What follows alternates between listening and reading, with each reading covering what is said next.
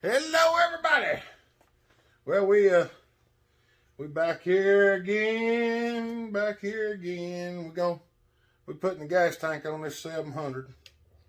Since I got everything tanked up, I ain't gonna take no time, no introduction. We're just gonna jump right in. I've done a little adjusting to get everything setting where it needed to go, or at least close to where it needed to go.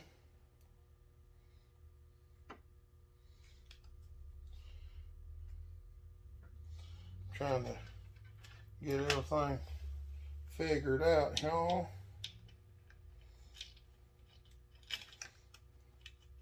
I just want to get some of these screws started in here so stuff don't move around, because these things can be a real pain in the birchski to put together. Well, anybody that's put one together knows what I'm talking about. That's too long, isn't it? Uncle Dave knows. That's too long, isn't it? That's the one that was in it.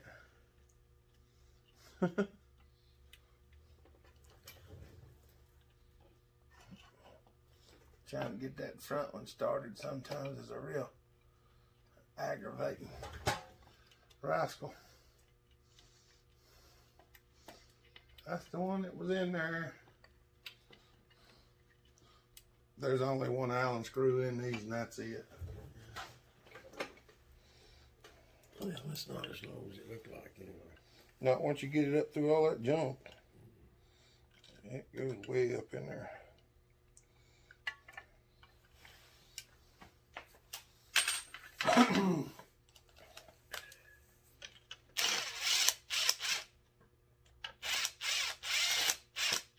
We don't want to tighten everything up until we get that going then. Oh yeah, she's a going. There she went.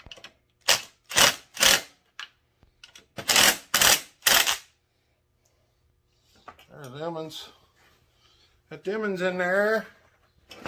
Hopefully that one's not gonna fight us. I didn't put the Allens back where I said they should be, but I was just using them, so I plan on using them again. We're gonna tighten this one up. We ain't getting too awful far away from tearing it good wooden.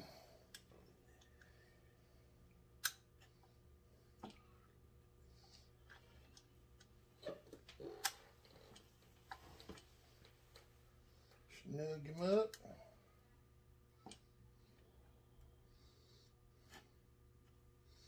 That should be good enough.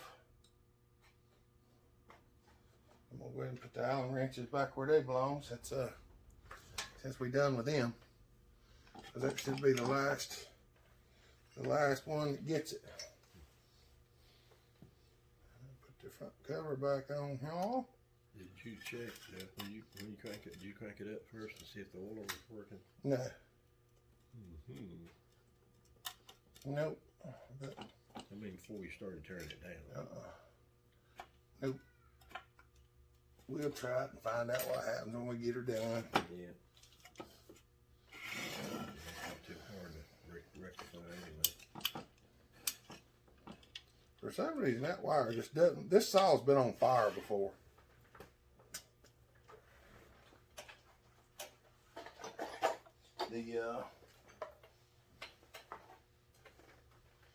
The stuff up under there, it was melted. The trigger was melted, and I've got a video that we recorded on putting the a new trigger and stuff up in there. So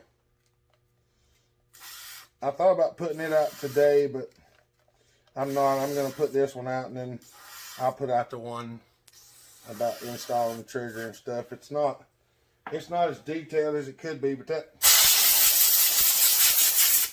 is kind of a pain to put on there. But I tried to get in there and film it as the best I could.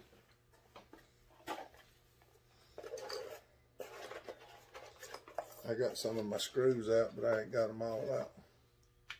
I'm trying not to get too much on the table at one time.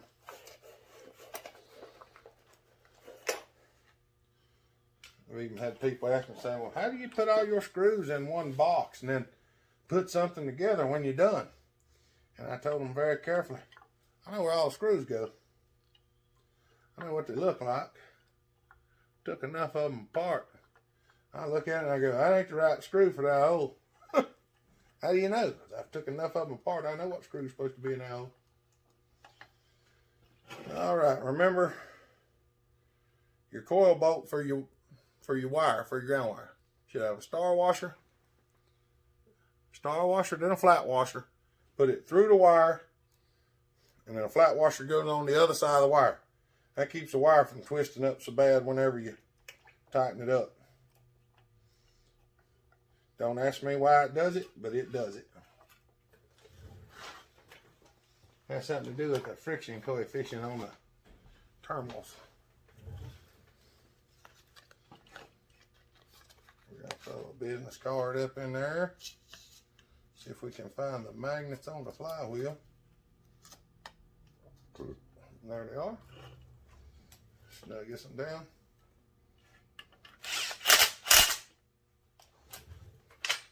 Swap it out for this one.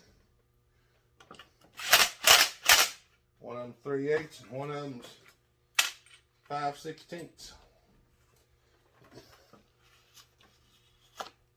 There's our business card.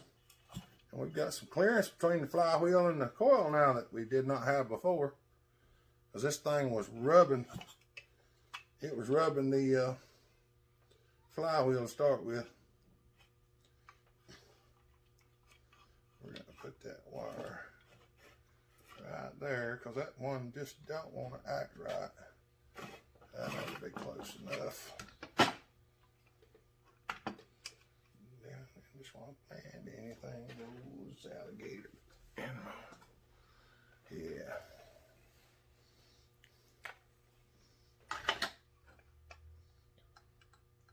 We're going to put just a little spritz of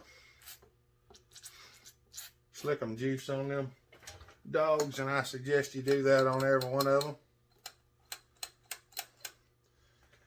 Because when you do that, well, you just don't seem to have near as much trouble with the dogs if you don't. If you don't do that, the dogs will gum up sometimes and they'll get to where they don't want to let go and all that fun stuff, and just makes a mess out of things. So if you go and do it while you got it apart, you don't have to redo it later, which is usually a good thing. So I prefer not having to redo something if I can help it. I always tell everybody, don't want to do it the first time, dang sure don't want to do it again. Make sure you do it right so you don't have to do it twice.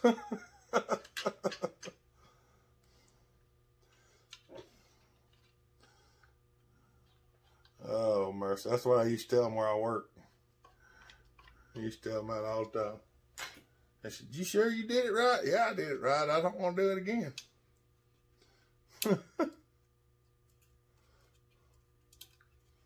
You know. Can't pick and cut up with your boss man and him not think it's funny. Who can you pick and cut up with and him not think it's funny? Next choice is your wife. She never thinks it's funny. She's going to watch that and she's going to go, why did you tell him that I never think anything's funny? I'm like, oh, because that's funny.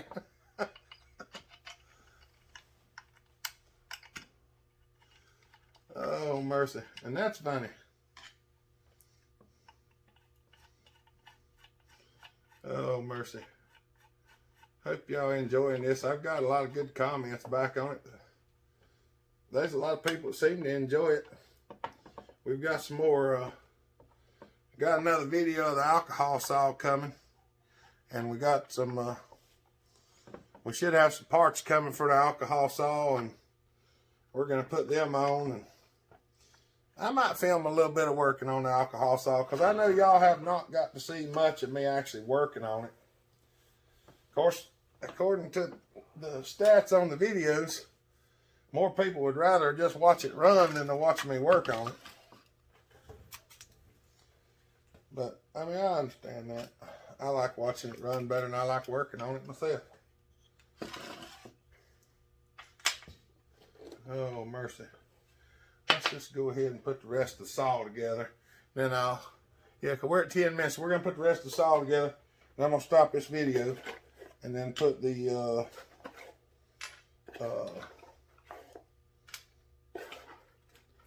I'm going to pull the carburetor apart, clean it, make sure it's all good before I put it on there. I think it is good, but I'm just gonna crack the ends off of it and check it to make sure everything's good.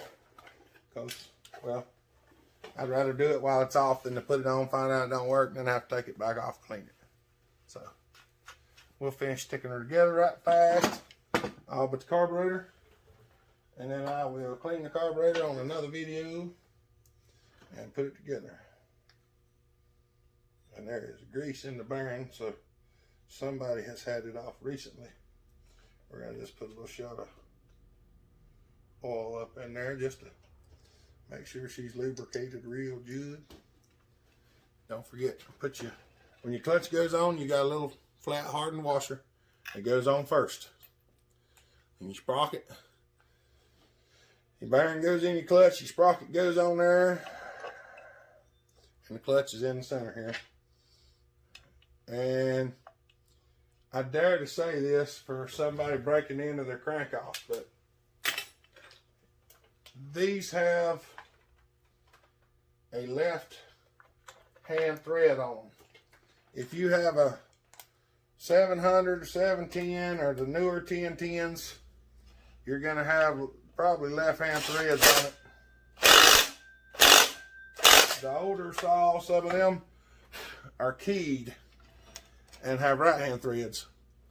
If you look right here on the washer, there's a flange cast into the nut. If you have a flange nut, look, there is an arrow on it, and the arrow is the direction of loosening it. And this one has an arrow pointing to the right, clockwise. So just bear that in mind. If you put a little pressure on it and it don't come loose, don't keep hammering on it, and check and make sure what you got, or you're liable to break your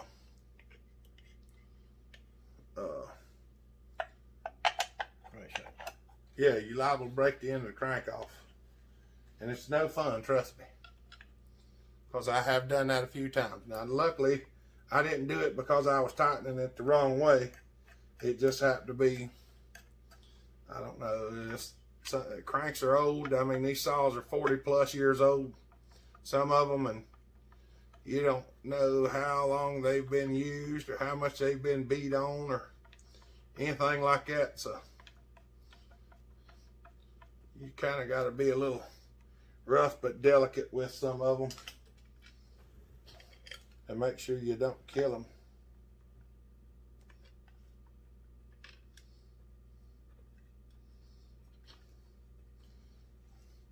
Because you never can tell. I mean, if you're 40 years old, you know what your life's been like. Imagine being a chainsaw.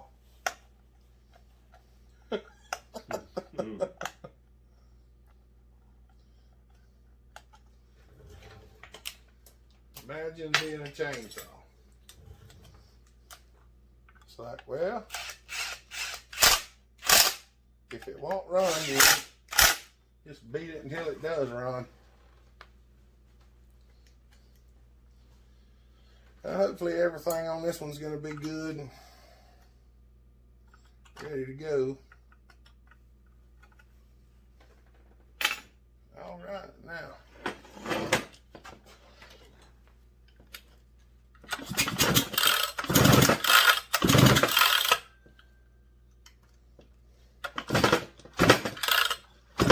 Oh yeah.